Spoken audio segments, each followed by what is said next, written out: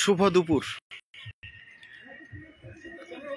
গ্রীষ্মের প্রচণ্ড দাবদাহে সারা পৃথিবী যখন একদম পুড়ে যাচ্ছে, সেই মতো অবস্থায় একটা মানবিক যে কাজ, সেই মানবিক কাজের নিদর্শন আমরা দেখতে পেলাম।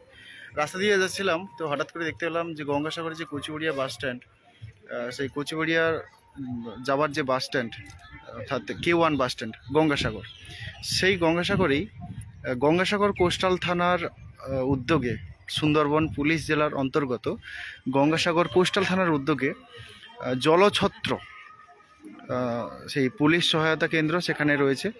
সেই একদম যে বাস স্ট্যান্ড রয়েছে, কচুবড়িয়া থেকে যে বাসগুলো একদম আমাদের গঙ্গাসাগরে আসে, ঠিক একদম পাশেই রয়েছে পুলিশ সহায়তা কেন্দ্র। তো সেখানে আমরা দেখতে পাচ্ছি যে জলছত্র এক অভিনব মানবিক যে প্রয়াস, সেইটা কিন্তু গঙ্গাসাগর পুলিশ যে থানা, সুন্দরবন পুলিশ ডিস্ট্রিক্টের অন্তর্গত, সেখান থেকে এই জলছত্র প্রোগ্রামটা করা হয়েছে। অর্থাৎ যে সকল পুণ্যার্থীরা বা যারা যাত্রীরা গঙ্গাসাগরে আসছেন, তারা এখানে এসে এই যে গ্রীষ্মের যে প্রচণ্ড যে দাবদাহ, সেখান থেকে কিছুটা পরিত্রাণের জন্য, যাতে তারা ভালোভাবে এখানে যাতায়াত করতে পারেন, তার জন্য কিন্তু তারা এই ব্যবস্থা করেছেন।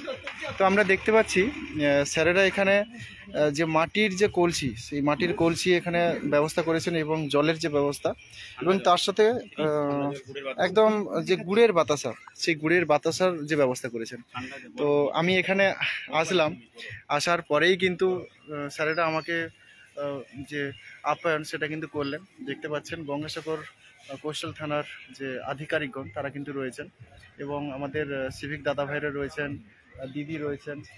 তো এই যে গরমের মধ্যে একটা যে মানবিক প্রয়াস, মানবিক যে কাজ, সেটা কিন্তু সত্যি মানে প্রশংসার যোগ্য।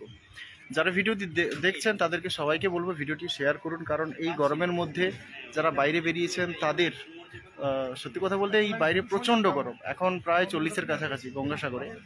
তো যারা দেখছেন ভিডিওটি বা যারা পরবর্তীতে ভিডিওটি দেখবেন, তাদের উদ্দেশ্যে বলি ভিডিওটি অবশ্যই শেয়ার করুন, কারণ পুলিশ প্রশাসনের এই ধরনের যে মানবিক কাজ, সেটা সবার মধ্যে ছড়িয়ে যাওয়াটাই উচিত, ছড়িয়ে যাওয়া দরকার, প্রয়োজন আছে। কিছু কিছু ক্ষেত্রে আমরা দেখি যে পুলিশ প্রশাসনের যে অনেক মানবিক কাজ রয়েছে, সেই কাজগুলো সমাজের প্রেক্ষাপটে আসে না।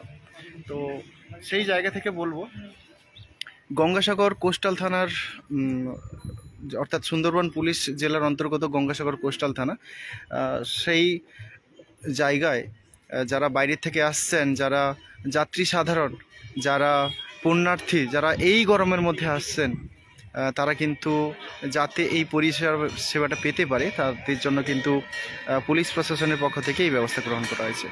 ভিডিওটি ভালো লাগলে অবশ্যই শেয়ার করুন, লাইক করুন, কমেন্ট করুন ভিডিওটি আপনার কেমন লাগলো। আবারও দেখা হবে অন্য কোনো একটি ভিডিওতে। আর প্রচণ্ড গরম পড়েছে, সত্যি কথা বলতে পুরো একদম ঘেমে যাচ্ছি।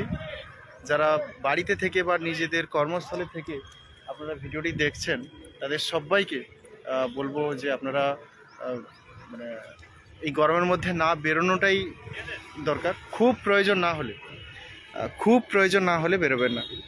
এই যে আমাদের গঙ্গাসাগর কোস্টাল থানার যারা রয়েছেন, সিভিক ভাই রয়েছেন, তিনি এখান থেকে একদম যে জল খাওয়ার যে একটা প্রক্রিয়াটা তিনি দেখালেন, একদম ফ্রিজ থেকে একদম ঠান্ডা জল, সেই জলের ব্যবস্থা এখানে রয়েছে, এবং মাটির যে কলসি।